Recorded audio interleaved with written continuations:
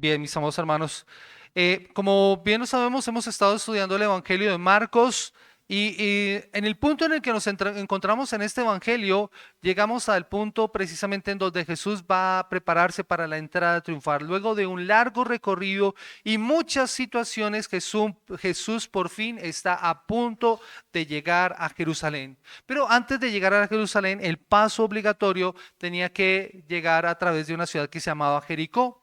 Y mis amados hermanos, nosotros leemos estos versículos y estos capítulos que hemos estado estudiando a lo largo de las últimas semanas tan rápido, en unos cuantos minutos los podemos leer, pero en realidad lo que el Evangelio nos está mostrando es que este trayecto y este tránsito de Jesús en estos lugares había tomado varias semanas, incluso meses hasta este punto.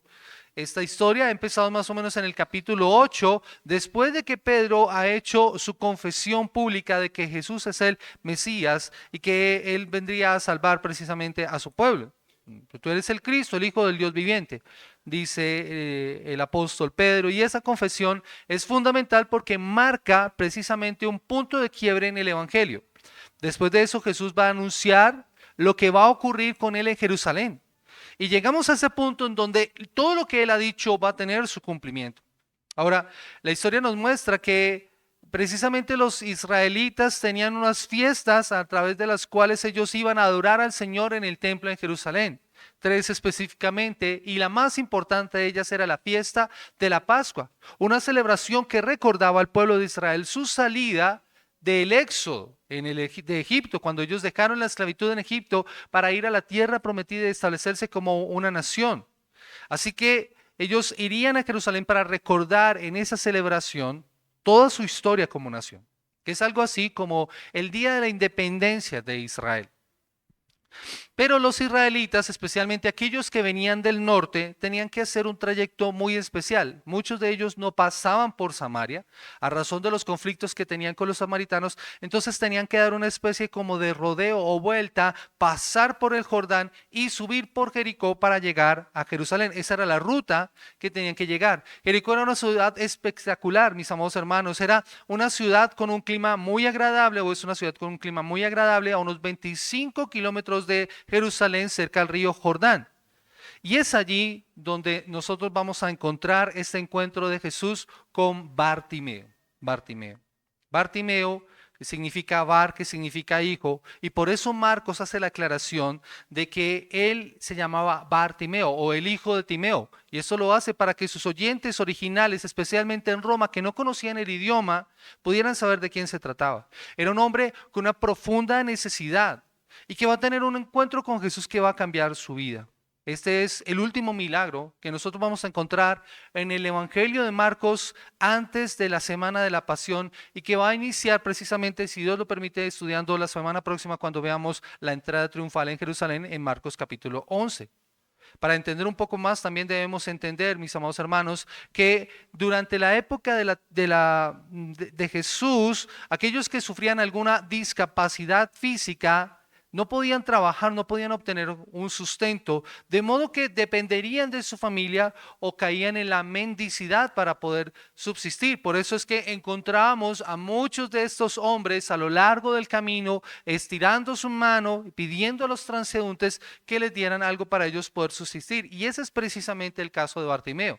Pero no estaría allí solo, habría cojos, habría personas sordas u otro tipo de personas con distintos tipos de discapacidades, perdón. Y los judíos tenían por costumbre, y era correcto para ellos, que se les ayudara a estas personas. O sea, dentro de la ley de Moisés, estas personas estaban protegidas. Era una responsabilidad del pueblo ayudarles a ellos. Sin embargo, no eran respetados por muchos, especialmente por los líderes religiosos, a razón de que muchos de ellos, al ser analfabetas, no tenían un conocimiento profundo de la ley, de modo que muchos eran considerados no religiosos, sino dignos de entrar en el templo. Pero allí vemos la gran diferencia de quién es Jesús. Nuestro rey vestido de siervo se toma el tiempo y atiende a cada una de estas personas, especialmente a Bartimeo. Y aunque parece ser que sus seguidores no quieren que Jesús lo atienda, él va a escuchar el clamor de este hombre. Así como lo hizo cuando estos padres, recuerdan un pasaje anterior en Marcos capítulo 10, el versículo 3, estos padres que traían a sus niños a Jesús para que los bendijera. Los discípulos en un principio lo reprendieron, pero Jesús tuvo que corregirles. Similar vamos a encontrar acá. Los discípulos, recuerden que no han comprendido la totalidad del plan del Señor. Durante todo este tiempo Jesús les está diciendo, yo voy a Jerusalén, voy a ser entregado, van a hacer escarnio de mí, voy a morir, al tercer día voy a resucitar. Y los discípulos no han entendido eso. Pero ¿por qué si están preocupados los discípulos? ¿Recuerdan lo que vimos nosotros la semana pasada? Ellos están más preocupados por los lugares. Juan y Santiago están más afanados por recibir un lugar de posición. Por eso es que para ellos, eso que está haciendo el ciego Bartimeo no era adecuado, porque está interrumpiendo el trayecto en donde Jesús llegaría a Jerusalén para por fin ser coronado como rey. Pero mis amados hermanos, lo que nosotros encontramos en la palabra del Señor es que, al igual que como había ocurrido con los niños, Jesús se va a tomar el tiempo para atender a este hombre, a esta persona que parece que no puede aportar nada en el reino de Dios. Todo esto, como les digo, ocurre en vísperas de la Pascua, donde muchos peregrinos estaban dirigiéndose a Jerusalén para celebrarla y donde Jesús además se dirige porque tiene un propósito y es entregar su vida, como vamos a ver en las últimas semanas. Esta historia, mis amados hermanos, podemos dividirla en 3 escenas que van a ser precisamente los puntos de este sermón. Lejos de ser un milagro, esta enseñanza encierra o cierra más bien una sesión en el Evangelio de Marcos que precisamente ha iniciado con la curación de un ciego. Acompáñeme por favor a Marcos capítulo 8.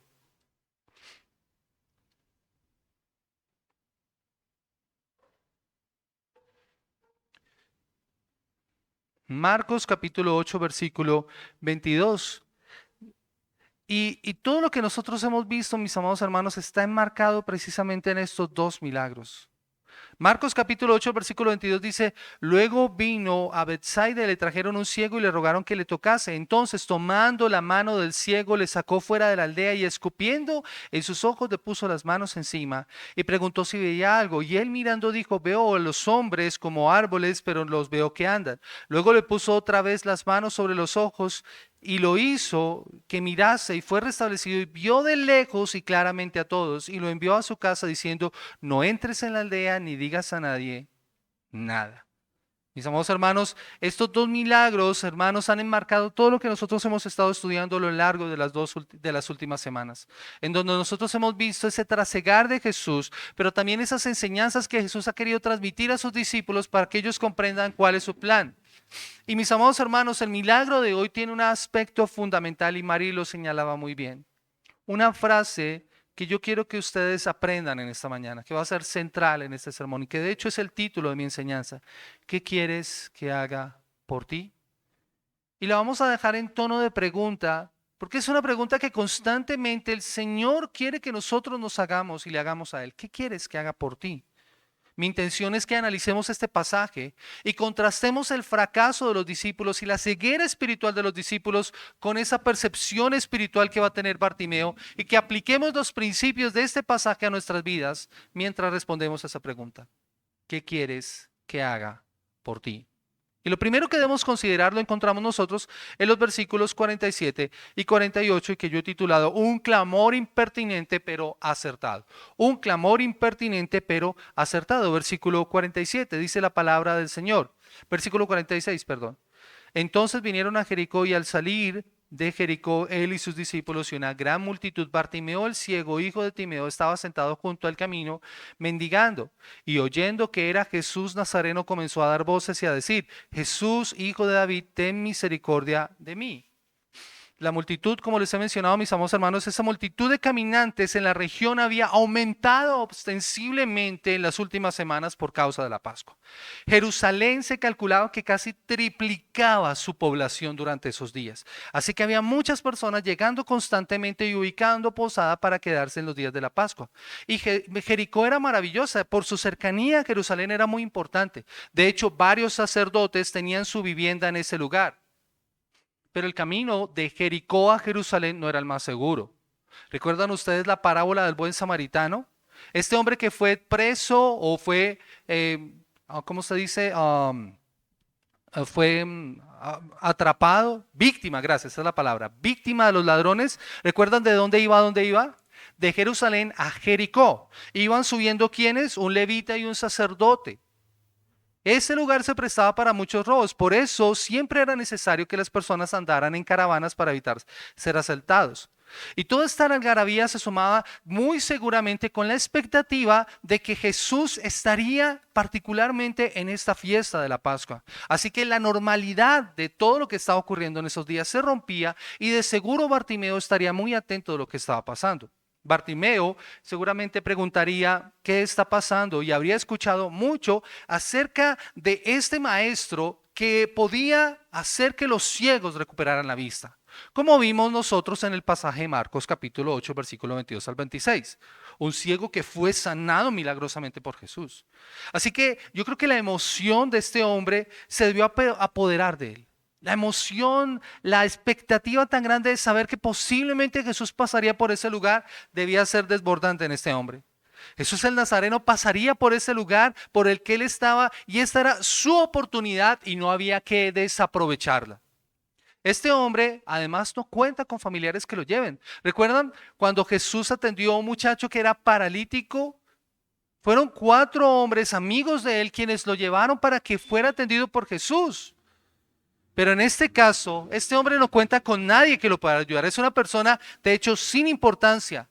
Y si lo miramos, según los estándares de muchas culturas, esta sería una persona prescindible en la sociedad. No aporta, entonces no sirve. Alguien que puede ser ignorado, de hecho. Pero mis amados hermanos, esto no le impide gritar y levantar su clamor por encima de todo el bullicio de esa gran multitud de personas que van subiendo a Jerusalén. Y su clamor es uno solo: Jesús, hijo de David, ten misericordia de mí. Ese es su clamor. Ese no es un grito cualquiera. O sea, él podría haber dicho cualquier otra cosa, pero cuando él está diciendo ten misericordia de mí, Jesús, hijo de David, él sabe quién es Jesús. Es el hijo de David, o sea, lo está enmarcando dentro de la historia de Israel. Cualquiera que escuchara estas palabras sabría a qué hace referencia.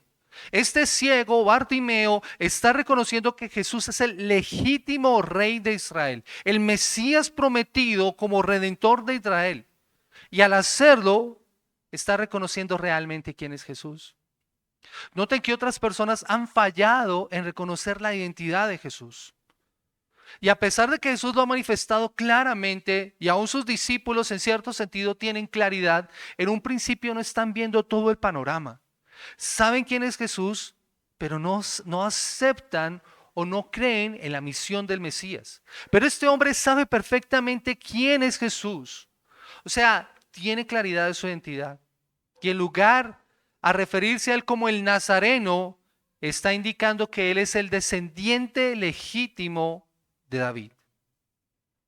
En 2 de Samuel capítulo 7, la historia nos dice que ese Mesías del cual se está hablando, o ese rey, es el hijo más importante de David. Era el heredero de su trono, el que llevaría el cumplimiento de todas esas promesas que desde la antigüedad, dadas a Abraham y a las generaciones posteriores hasta David, se estaban dando. Así que con su confesión lo que estaba reconociendo es: tú eres el legítimo rey de Israel, tú eres el Señor de mi vida. Para la mayoría esto implicaba no solamente el reconocimiento de él como rey, sino además implicaba que ese era el rey prometido o el rey anunciado que además libertaría a Israel de la opresión del imperio romano y que colocaría a Israel nuevamente en el lugar de importancia que en otra época tuvieron. Pero mis amados hermanos, Jesús no está allí para levantar un ejército e iniciar una revolución por medio de las armas. Está allí para morir en la cruz y para dar salvación a su pueblo. Es por eso que son importantes las palabras del capítulo, del versículo 52, y que Jesús les dijo a sus discípulos, y que son el centro de todo el evangelio. Versículo 45 dice: porque el Hijo del Hombre no vino para ser servido, sino para servir y para dar su vida en rescate por muchos. Jesús vino para dar su vida en rescate por muchos. Así que este hombre tiene claridad de quién es Jesús, pero además entiende qué puede hacer por él. Por eso su clamor es: ten misericordia de mí. Y esta súplica la hace alguien que está en una condición de profunda miseria, en lo más bajo. Nuevamente, mis amados hermanos, piensen por un momento en Bartimeo. Yo quiero que se lo imaginen. La escritura tenemos que leerla con imaginación. De hecho, mis amados hermanos, aquí hago una cuña, un paréntesis. Recuerden, el martes iniciamos caminata bíblica. Y la idea es que ustedes puedan reconocer a través de esos eventos, historias, personajes, lugares, tengan un panorama más completo de lo que es la escritura y podamos entenderla mejor y podamos también imaginarnos mucho mejor las historias y comprender de qué tratan. Así que yo les pido el favor de que se imaginen a Bartimeo. Él es un hombre que vive de la mendicidad. Él está tendido en el suelo al lado del camino esperando a que alguien se compadeciera de él. Así que puedes imaginártelo extendiendo su mano y pidiendo a las personas limosna. Creo que esa es una escena que nosotros podemos encontrar en distintos lugares, especialmente en aquellos lugares que son de índole religioso. Siempre habrá personas extendiendo su mano para pedir ayuda. O en la calle. O sea, siempre va a haber personas necesitadas. Y este es Bartimeo. Está esperando que alguien se compadeciera de él. Para este hombre, esto que él está diciendo, ten misericordia de mí, son más que simples palabras. Ese es alguien que ha sido rechazado, es un paria de la sociedad. Un paria es una persona que pertenece a la clase más baja de la sociedad. Indudablemente, así era visto por los demás. Desapercibido. Las personas, como les digo, en condiciones como estas, se consideran sin razón como que Dios los había castigado por un pecado. En la cultura, estas personas eran juzgadas como pecadores y por eso era que estaban en esa condición. Es un mendigo ciego cuya posesión más valiosa, mis amados hermanos, es una cobija. Así que puedes imaginártelo a él, tendido en el suelo, sin nada más que una cobija para arroparse, un manto. Y está pidiendo misericordia y rogando que le fuera dada la bondad inmerecida. Y con ello está reconociendo no solamente su más profunda necesidad, sino que cuando ve a Jesús y lo reconoce, entiéndase ver en el sentido de que lo ha escuchado, cuando reconoce quién es Jesús, también empieza a reconocer su propia condición. Al final, él verá un rayo de esperanza en su difícil situación al ver o al reconocer a la persona de quien es realmente el Rey. Pero su clamor por poco es ahogado por la multitud. O sea, él está clamando. Pero hay otras personas que parece que se molestan, por eso lo reprenden. O sea, a la falta de interés de este hombre, por este hombre, marginado de la sociedad, sus gritos son desesperantes y molestos para las otras personas. De modo que lo que ocurre con las personas que están allí alrededor de Jesús es mandar a callar a este hombre. Es un mendigo. No tiene nada que aportar en el reino. Es demasiado insignificante para molestar a este maestro tan importante. Así que lo mejor que puede hacer es callarse y dejar que nosotros sigamos nuestro paso. Pero mis amados hermanos, esto nuevamente nos lleva y nos deja una lección. Porque esta gente que se dirigía a Jerusalén para ofrecer la Pascua, el llamado para ellos era no olvidarse a los pobres y de los necesitados. Pero estos, en vez de acercar a este hombre, a Bartimeo, a Jesús, quieren mantenerlo lejos porque lo ven como un estorbo. Y esto, mis amados hermanos, nos permite entender algo acerca de nuestra propia fe. Mis amados hermanos, nosotros como cristianos, aquellos que hemos puesto nuestra confianza en Jesús, debemos aprender que nuestro cristianismo, tu cristianismo y mi cristianismo no puede estar por encima de las prácticas religiosas. ¿Cuántas personas han privilegiado o dado importancia precisamente a sus prácticas religiosas por encima de las personas? De tal manera que desechan a alguien que no consideran que es digno porque no practica o no vive lo mismo que yo. Y eso, mis amados hermanos, es algo que Jesús no hizo. Y si Cristo no lo hizo, no debemos hacerlo nosotros. Puede que las personas no tengan las mismas prácticas que nosotros tengamos, pero ¿qué es lo que nosotros debemos hacer? A través del discipulado, a través de la enseñanza de la palabra del Señor, acercar a esas personas para que tengan un conocimiento mejor y mayor de quién es Cristo. Pero nunca discriminarlos por las prácticas diferentes.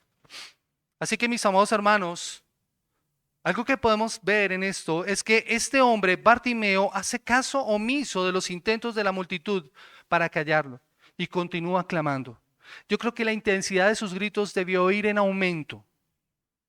El volumen debió haber sido más fuerte. ¿Y por qué lo hacía? Porque sabía que solo en Jesús estaba la respuesta. Lo que de paso, mis amados hermanos, nos lleva a nuestro segundo punto y que yo he titulado Un rey que responde al clamor desesperado. Un rey que responde al clamor desesperado. Versículo 49 al versículo 51, la primera parte. Versículo 48, y muchos le reprendían para que callase, pero él clamaba mucho más, Hijo de David, ten misericordia de mí. Entonces Jesús, deteniéndose, mandó llamarle y llamaron al ciego diciéndole, ten confianza, levántate, te llama. Él entonces, arrojando su capa, se levantó y vino a Jesús. Y respondiendo Jesús le dijo, ¿qué quieres que te haga? Mis amados hermanos, como lo hemos visto, entre más la gente trataba de callarlo, más este hombre gritaba. Este es un continuo clamor, este hombre no se calla. Y mis amados hermanos, su perseverancia no fue defraudada. Jesús, el hijo de David, ese rey vestido de siervo, lo escuchó su clamor. Y él no considera que sea una persona, que Bartimeo sea una persona insignificante como para no prestarle atención. Y pensaba, mis amados hermanos, que esta es una profunda lección y una profunda enseñanza para aquellos que están en la política. Cuando los políticos están en campaña política y si están atentos de todas las personas, saludan, se dan besos, fotico, todo para ganarse el favor de las personas. Pero cuando llegan a los cargos, mírenlos dónde están. A ver si vuelven a tener cercanía con las personas que dicen estar ayudando. Pero Jesús no actúa de esa manera. Jesús le presta atención. Porque mis amados hermanos, y eso lo podemos aprender nosotros de la Escritura, todo aquel que acude a Jesús con fe no saldrá defraudado. Y ese sigue siendo un principio en la Escritura para todo aquel que se acerca a Jesús. Todo aquel que se acerca a Jesús, todo aquel que acude a Jesús con fe, no saldrá defraudado. Así que tenemos confianza. Y esto es evidencia precisamente en lo que Jesús está enseñando en el pasaje. Él vino no a ser servido, sino a servir y a dar su vida en rescate por muchos. Él no vino a que le sirvan, Él vino a servir, Él no vino a ser aclamado, Él vino a dar su vida.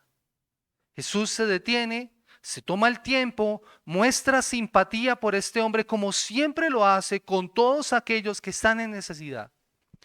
De hecho, mis amados hermanos, un detalle que no podemos pasar desapercibidos es que Marcos quiere que sepamos cómo se llama este hombre. ¿Cuántos ciegos sanó Jesús? Muchísimos. ¿Cuántos milagros hizo Jesús en todo su ministerio? Muchos. Pero de muy pocos se nos dice el nombre de las personas. Marcos quiere que nosotros sepamos el nombre para que nos demos cuenta que Jesús lo conoce personalmente como nos conoce a nosotros, como conoce nuestras necesidades. De hecho, mis amados hermanos, Jesús también hubiera podido estar molesto por la interrupción de este hombre, pero no actúa de esa manera, o sea que no lo regaña, no lo corrige al reconocerlo como el hijo de David. O sea, Jesús le hubiera podido decir, no me digas el hijo de David, no me des ese título, pero Jesús no lo hace. Jesús acepta ese reconocimiento. Y esto no puede pasar tampoco desapercibido, porque esto tiene unas implicaciones profundas en la vida de Bartimeo. Contrario como había pasado con el joven rico. ¿Recuerdan esa historia que leímos hace unas semanas atrás? Cuando el joven rico se acercó a Jesús, ¿recuerdan lo que le dijo el joven rico? Maestro bueno, ¿qué haré para heredar la vida eterna? Y Jesús tiene que corregirlo. ¿Por qué me llamas bueno? Entonces, él llega con adulaciones, pero aquí en este caso Jesús no lo corrige. Y es bien interesante, Jesús lo manda a llamar y la actitud de las personas alrededor mágicamente cambia. Ya el hombre que era una molestia, ahora no lo es. Ahora hay expectativa para saber qué es lo que va a pasar con aquel al que Jesús ha llamado. Ahora le animan para que vaya. Tal vez yo creo que la emoción de ver de pronto un milagro cambia a las personas que están ahí alrededor. De inmediato, lo que vemos en la escritura es que este hombre, Bartimeo, se levanta y acude ante el maestro dejando todo lo que tenía. Él deja su capa. La capa era su mayor riqueza, su mayor posesión. Recuerden, mis amados hermanos, que en el Antiguo Testamento la capa era una prenda de garantía cuando se pedía un préstamo. Y cuando la capa era retenida por la persona que había hecho el préstamo, el Señor castigaba eso. Así que no se podía retener esa prenda de garantía hasta el día siguiente para que la otra persona pagara. Así importante es la capa para ellos. El hecho es que al tirar su manto, al tirar su capa, está dejando de lado toda dependencia a cualquier otra cosa con tal de confiar solo en Jesús. Eso es lo que significa lo que está pasando aquí. El Bartimeo, este ciego, renuncia a aquello en lo cual ha puesto su confianza. Esa capa que en el día le servía para recoger la limosna y en la noche le servía para abrigarse, ya no era lo más valioso para él. Yo creo que podemos imaginarnos la alegría tan grande que debió haber sentido cuando escuchó que Jesús le llamaba. El Rey del universo, mis amados hermanos, el Rey de gloria, el absoluto soberano del universo lo llama. Yo creo que esto, mis amados hermanos, el escuchar el llamado de Jesús no tiene más valor. Es por esto que Él deja su manto y con esto está dejando atrás su vieja vida. Ahora estos dos hombres están de cerca y hay un sencillo diálogo que se va a desarrollar, lo que nos muestra precisamente el clímax y la parte más importante de esta historia, y es la pregunta de Jesús. En la Biblia de la Reina Valera dice: ¿qué quieres que te haga? Pero me encanta cómo lo dice la Nueva Traducción Viviente. ¿Qué quieres que haga por ti? ¿Qué quieres que haga por ti? De inmediato, esta pregunta lo lleva a un diálogo con Jesús y nos recuerda precisamente ese diálogo que los discípulos han tenido con Jesús en la parte anterior. Cuando los discípulos Juan y Santiago se acercan a Jesús para pedirle algo, Él les hace esta misma pregunta: ¿qué quiere que haga por ustedes? ¿Recuerdan? Acompáñenme nuevamente por favor allí, Marcos capítulo 10, el versículo 36. Él les dijo: ¿qué queréis que os haga? ¿Qué quiere que haga por ustedes, muchachos? Y es precisamente donde se encuentra el énfasis de este pasaje. La pregunta del Señor revela la actitud distinta a la que habían tenido Jacobo y Juan. Mientras que Jacobo y Juan están buscando lugares de posición, lugares de importancia, Jesús quiere enseñarle a través de la historia de Bartimeo que esto es lo que es realmente importante. El encuentro con Jesús. Y Jesús no cura de inmediato al hombre. Jesús hubiera podido hacer simplemente el milagro y ya, pero Jesús se interesa por él y entra en diálogo con él y por eso le pregunta. Pero mis amados hermanos, nuevamente, la pregunta que hace Jesús no la hace con el propósito de recibir información. Es evidente, Jesús sabe cuál es la necesidad de este hombre. Jesús conoce por lo que está pasando, así que Él no está esperando recibir información, pero Él sí quiere manifestar la actitud del corazón del hombre. Y que sea evidente para los que están a su alrededor, como había hecho con los discípulos cuando les preguntó: ¿qué quiere que os haga? Delante de los demás, para que se haga evidente cuál es su petición. Y nuevamente, mis amados hermanos, yo creo que lo que este hombre necesitaba era muy importante y muy evidente. Pero Jesús lo lleva a que reconozca su necesidad más profunda. Jesús nos llama y nos pregunta a nosotros también. Y lo hace no para conocer información de nosotros, sino para movernos en fe. Que nosotros podamos decirle: Señor, mi confianza está puesta en ti. Yo sé que tú conoces mi necesidad. ¿Recuerdan? Eso es lo que nosotros hacemos cuando oramos. La palabra de Dios dice que la petición cuando nosotros oramos ya está, Él ya la conoce, aún antes de que esté en nuestra boca. Pero es interesante, el Señor nos llama a nosotros a orar. ¿Por qué? Porque Él quiere que nosotros manifestemos nuestra petición y declaremos nuestra confianza en Él cuando oramos. Y así está pasando en esta historia. Él quiere, muy seguramente, que la fe de este hombre sea puesta en evidencia. ¿Qué fe tiene este hombre? Lo que nos lleva, mis amados hermanos, al tercer punto y que yo he titulado el reconocimiento de la necesidad y una vida transformada. El reconocimiento de la necesidad y una vida transformada, versículos 51b y 52. Dice la palabra del Señor, y el ciego le dijo, Maestro, que recobre la vista. Y Jesús le dijo, vete, tu fe te ha salvado. Y enseguida recobró la vista y seguía a Jesús en el camino. Mis amados hermanos, la respuesta de Jesús es la más obvia. La respuesta a la pregunta de Jesús es la más obvia. ¿Qué era lo que este hombre necesitaba? Recobrar la vista. Para eso necesitaba confiar, efectivamente, pero necesitaba recobrar la vista. ¿Este hombre hubiera podido pedir dinero? Sí, sí lo hubiera podido hacer. Pero el dinero hubiera solucionado su problema de manera eventual, pero no definitiva. Lo que este hombre necesita es mucho más profundo. De hecho, eso es lo que Jesús va a hacer. Por eso, al encontrarse con el Rey de Gloria, este hombre ya no busca una limosna para saciar su hambre momentánea. Mis amados hermanos, eso mismo debemos hacer nosotros cuando nos acercamos a Jesús.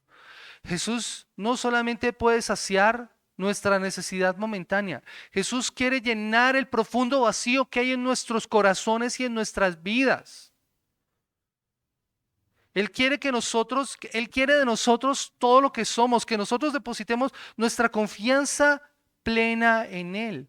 De hecho, Jesús hace algo maravilloso en esta historia, mis amados hermanos. Recuerden que Jesús vino a buscar y salvar lo que se había perdido.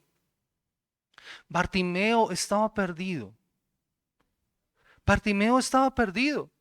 Por eso cuando se encuentra con Jesús, mis amados hermanos, su necesidad cambia, es transformada. Con su respuesta nos muestra que al parecer este hombre en otro tiempo incluso había podido ver. Por eso dice que recobre la vista, pero había perdido su visión por alguna causa. El pasaje no nos dice por qué pierde la visión, pero él ve que esa es su más grande necesidad y su respuesta nos deja ver la forma en la que ve a Jesús. Al llamarlo maestro, lo que le está diciendo es, tú eres mi Señor. Tú eres mi Señor. Y así está demostrando una suficiente fe para creer que Jesús puede transformarlo de un hombre ciego que mendiga junto al camino en una persona capaz de ver y de seguir a Jesús en el camino. Y de esa manera también se pone bajo la sumisión de Jesús, se somete al gobierno, se somete a la autoridad de Jesús como soberano. Tú eres el hijo de David, tú eres el rey, tú eres quien me puede ayudar a recuperar la vista, yo me voy a someter a ti. Eso es lo que está diciendo. A diferencia de lo que había ocurrido anteriormente con Juan y Jacobo, que estaban buscando la exaltación y los lugares más importantes, este ciego estaba consciente de que no merecía nada. Pero clama pidiendo misericordia. Solo busca misericordia, solo busca recibir lo que no merecía. De hecho, en el pasaje en paralelo en Mateo, señala que Jesús lo toca y al instante recobró la vista, pero sin hacer ningún espectáculo de esto. En el milagro anterior que nosotros leímos en Marcos capítulo 8, Jesús hace barro con saliva, le unta en los ojos al hombre, se lava y de esa manera ocurre el milagro. Pero aquí solamente lo toca, no pronuncia palabras y el milagro ocurre. Esta escena, mis amados hermanos, pone de manifiesto nuevamente el poder y la identidad de Jesús. Él tiene el poder absoluto para sanar a las personas, para transformarlas, para dar vista a los ciegos, demostrando que Él es el cumplimiento de aquellas profecías del Antiguo Testamento. Jesús es capaz de cumplir profecías como Isaías capítulo 35, el versículo 5. Acompáñenme por favor allí. Isaías capítulo 35, versículo 5. Y mira lo que dice la palabra del Señor. Entonces los ojos de los ciegos serán abiertos y los oídos de los sordos se abrirán. Y en Isaías capítulo 42, el versículo 16, dice también la palabra del Señor. Dice, y guiaré a los ciegos por camino que no sabían, y les haré andar por sendas que no habían conocido. Delante de ellos cambiaré las tinieblas en luz, y lo escabroso en llanura. Estas cosas las haré, y no los desampararé. Eso es lo que está haciendo Jesús. está obrando para dar cumplimiento a esas profecías que anunciaban el poder del rey. Y con estas palabras cierra el milagro. Vete, tu fe te ha salvado. Así que mis amados hermanos, la confianza puesta en el rey no queda defraudada. El hijo de David, el rey prometido, el que salva no en el sentido solamente físico, que tiene poder y autoridad con sus palabras, recobra la vista o ayuda a recobrar la vista de este hombre. Pero no solamente en el sentido físico, sino en el sentido espiritual. Había sido salvado en el sentido eterno. Este hombre seguramente fue esperando un milagro de su sanidad física, pero va con mucho más, con una salvación, algo que transforma su vida. ¿Y saben cómo demuestra su agradecimiento? Dice la palabra del Señor que de inmediato siguió a Jesús, dice la Escritura, de la siguiente manera: y enseguida recobró la vista y seguía a Jesús en el camino. Iglesia, es importante notar que Jesús en otros milagros había despachado a los que habían sido sanados. Aún en algo tan extraordinario como ocurrió cuando el Señor sanó al endemoniado Gadareno, perdón. Es enviado para que hable a la gente allí en la Decápolis. Pero en el caso de Bartimeo no. En el caso de Bartimeo, tan pronto como recobra la vista, él empieza a seguir a Jesús en el camino y Jesús no se lo impide. Y yo creo que esta es una demostración precisamente de la transformación que ha ocurrido en el hombre. Este hombre que antes estaba perdido, mendigando, como un paria de la sociedad, ahora se vuelve alguien que se une a Jesús en el camino. Y miren cómo es la transformación de este hombre. Antes estaba tendido en el camino y el camino era su fuente de sustento, esperando que algún transeúnte generoso le diera algunas monedas para él poder subsistir. Pero ahora su vida cambia, porque recobra el valor y por eso ya no vuelve a su antigua vida. Su vida ahora tiene unas nuevas expectativas. La respuesta de este hombre es volverse discípulo de Jesús, un discípulo de Jesús. Iglesia, ¿cuál es tu respuesta a Jesús? ¿Cuál es tu respuesta a Jesús? ¿Eres un discípulo de Él en agradecimiento por lo que el Señor ha obrado en tu vida? ¿Por la transformación que Él ha hecho en ti? Pensemos precisamente en los primeros discípulos que hicieron Pedro, Juan, Jacobo, Santiago. Ellos, cuando escucharon el llamado de Jesús, dejaron sus redes y siguieron a Jesús. Esa es la respuesta correcta. Este hombre abandona su antigua vida. Contrario como le había pasado al joven rico que no fue capaz de desprenderse de su riqueza. Su riqueza se volvió en su mayor estorbo para seguir a Jesús. ¿Qué cosas nos están estorbando a nosotros para seguir a Jesús? ¿Por qué nosotros a veces como cristianos seguimos amarrados a nuestras mantas y esperamos que ellas nos den a nosotros la seguridad? ¿Qué cosas hay en tu vida de las cuales tú no te has querido soltar para caminar fielmente con el Señor? Hay cosas en nuestras vidas a las cuales nosotros volvemos constantemente. ¿Te imaginas a Bartimeo después de seguir a Jesús y se volviera por su manta? Pero es que a veces hacemos nosotros así. Y no recordamos lo que el Señor ha hecho por nosotros.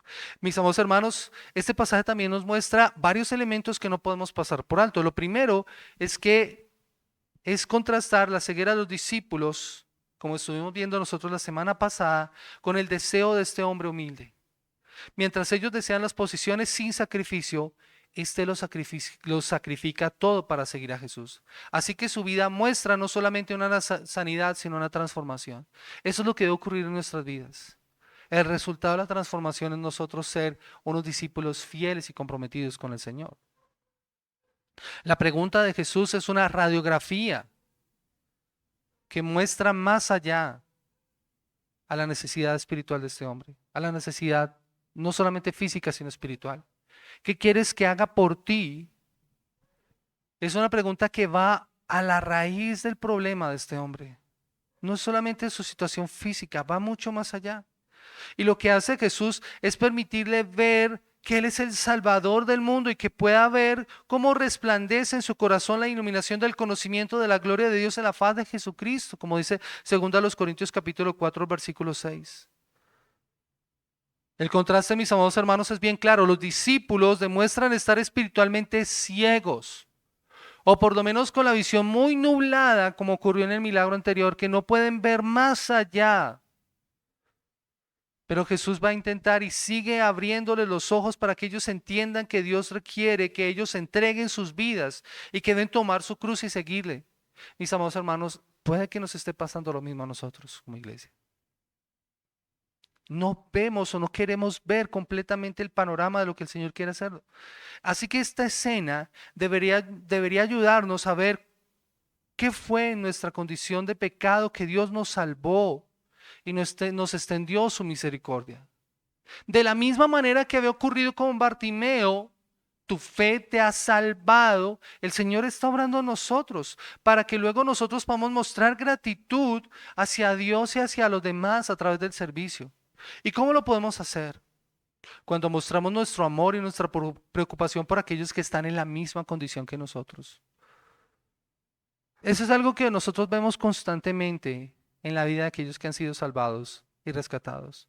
El endemoniado Gadareno quiso seguir a Jesús, pero Jesús le dijo, vete a tu casa y cuenta cuán grandes cosas ha hecho el Señor por ti.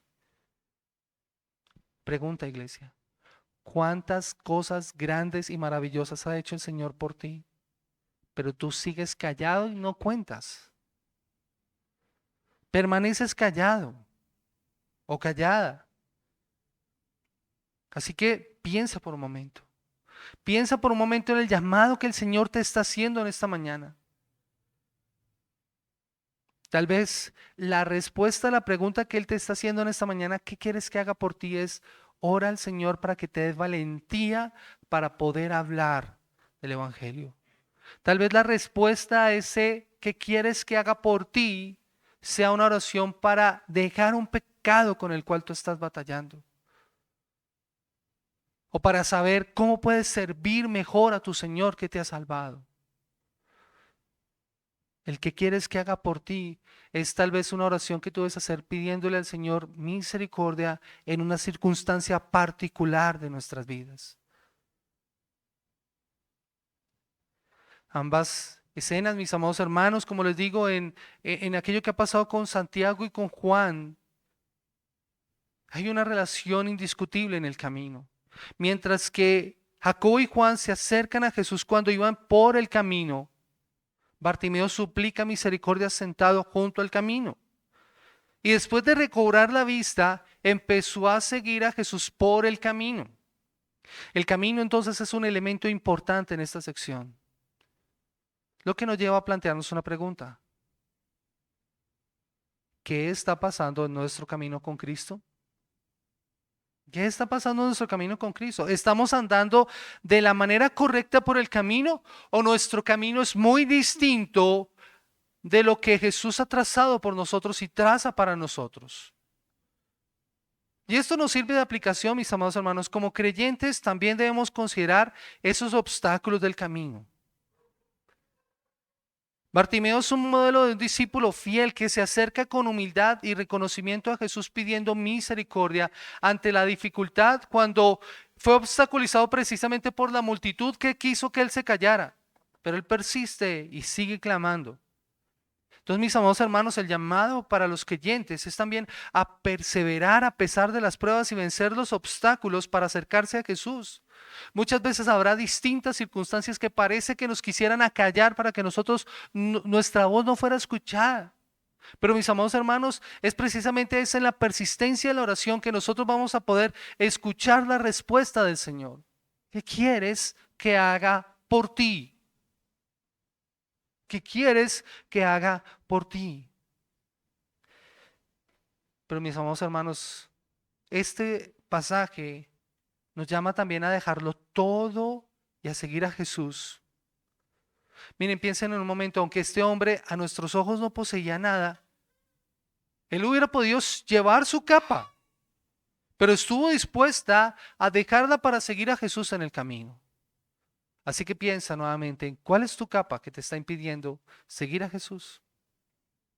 Ser un discípulo de Jesús implica dejar el orgullo, el egoísmo, la autosuficiencia para buscar el reino de Dios y su justicia y poder seguir fielmente a Jesús.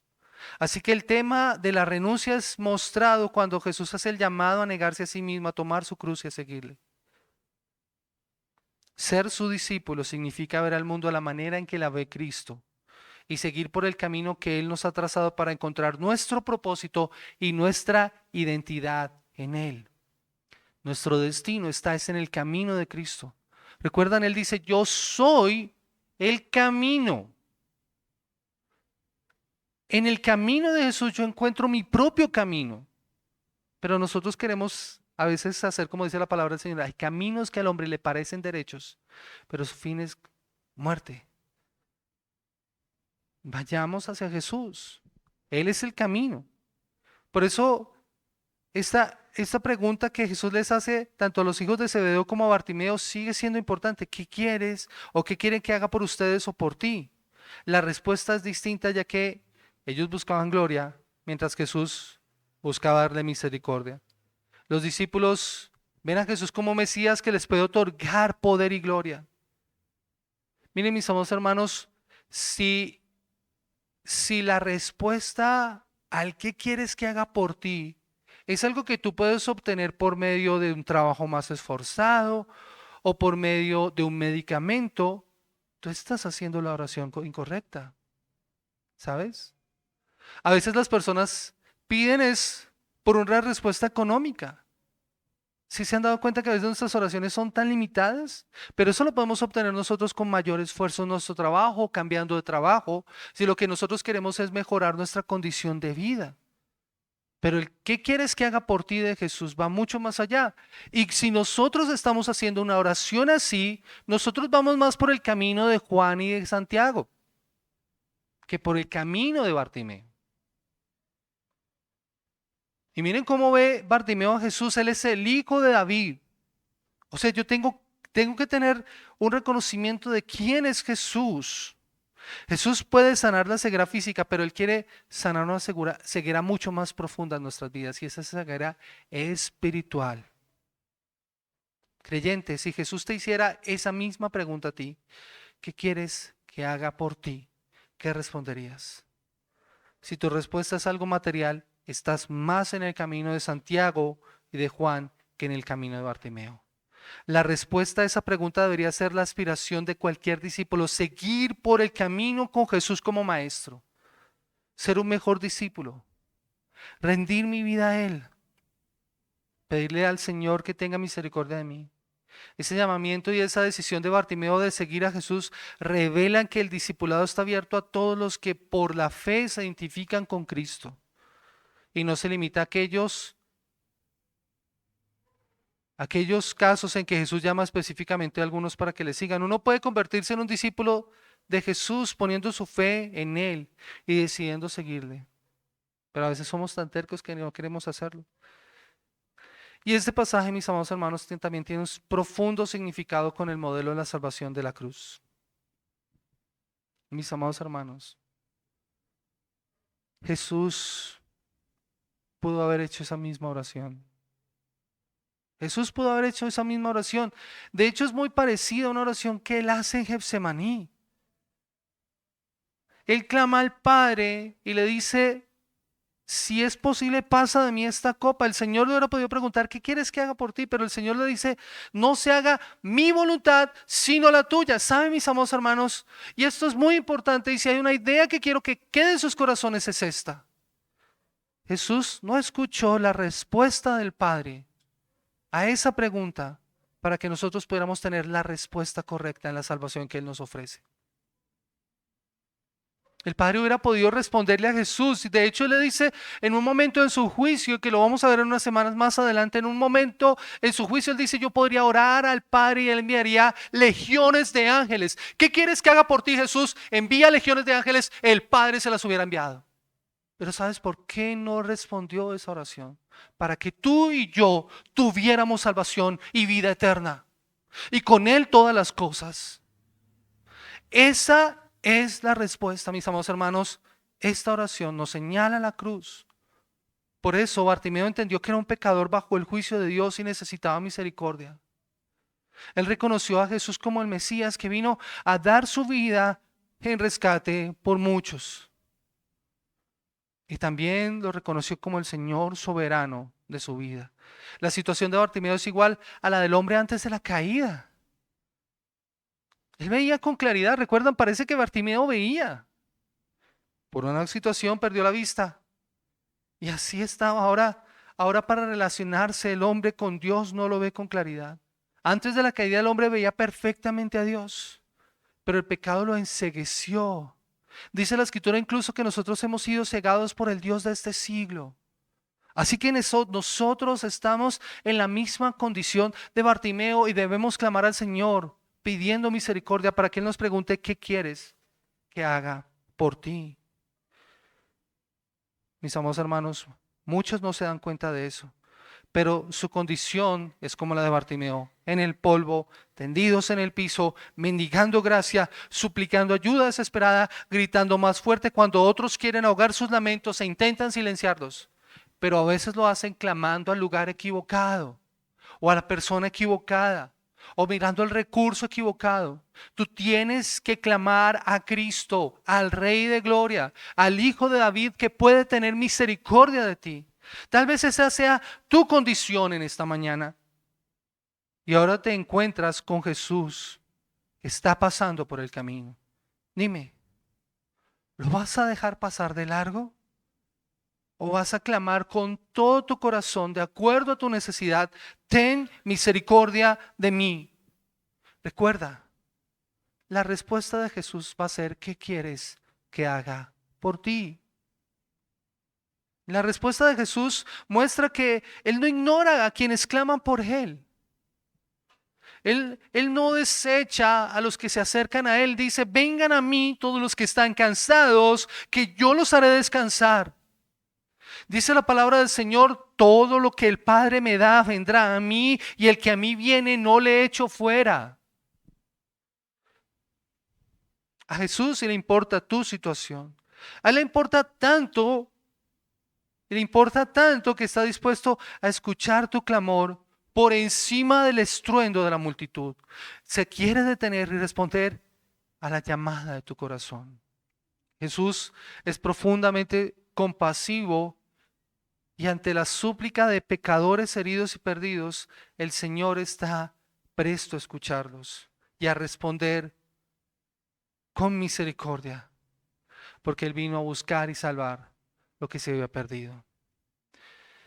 Y si estás sin Cristo en esta mañana, si estás sin Cristo en esta mañana, ¿estarías dispuesto a hacer una oración al Señor? Y podrías decirle así, no tienes que hacerla, no te voy a pedir que pases aquí, hazla en tu corazón, hazla allí en lo interior de tu vida. Podrías decirle al Señor, hasta ahora he vivido mi vida para mí mismo, sin considerar tu ley, sin considerar tu presencia. Reconozco que soy pecador, que no te he buscado para el perdón de mis pecados. Reconozco que te necesito a ti en mi vida. En mi pecado yo te he deshonrado con mis deseos, con mis acciones, en la forma en la que he usado mis recursos, como he usado mi tiempo y aún con lo que no he hecho. Por eso te pido que perdones mis pecados y vengas a mi vida para ser mi Salvador y mi Señor. Mi vida la he vivido mendigando y en el polvo y su vacío, pero hoy vengo a ti en arrepentimiento y fe buscando misericordia. Si has hecho esa oración, ten por seguro que Jesús la ha escuchado y ahora mismo está abriendo tus ojos para que puedas verle diciéndote, tus pecados te son perdonados, tu fe te ha salvado, ven y sígueme. Iglesia, vamos a orar. Señor, en el precioso nombre de tu Hijo amado, nuestro Señor Jesucristo, queremos darte gracias por esta mañana, por la cual tú nos has permitido, Señor, estudiar tu palabra nuevamente y acercarnos a ti, Señor, como lo hemos hecho en arrepentimiento y fe, dándote a ti toda la gloria y la honra, precioso Señor. Gracias por ayudarnos, gracias por asistirnos. Gracias, Señor, porque hoy podemos escuchar de tu parte, Señor, esa frase maravillosa, nuestra necesidad. ¿Qué quieres que haga por ti? Señor, ayúdanos, Señor. Tú conoces nuestra necesidad, tú conoces nuestras luchas, tú conoces nuestras batallas. Te pedimos que tengas misericordia de nosotros y nos ayudes, Señor bendito. Guarda a tu pueblo y guarda a tus hijos, Señor. Y ayúdanos para que nosotros podamos ser aquellos discípulos, Señor, que tú quieres que nosotros seamos. No lo podemos hacer en nuestras propias fuerzas. Necesitamos de tu gracia y de tu favor. Necesitamos de tu misericordia para poder vivir de acuerdo a tu santa voluntad. Señor eterno, gracias por bendecir a tu iglesia y a tu pueblo en este día.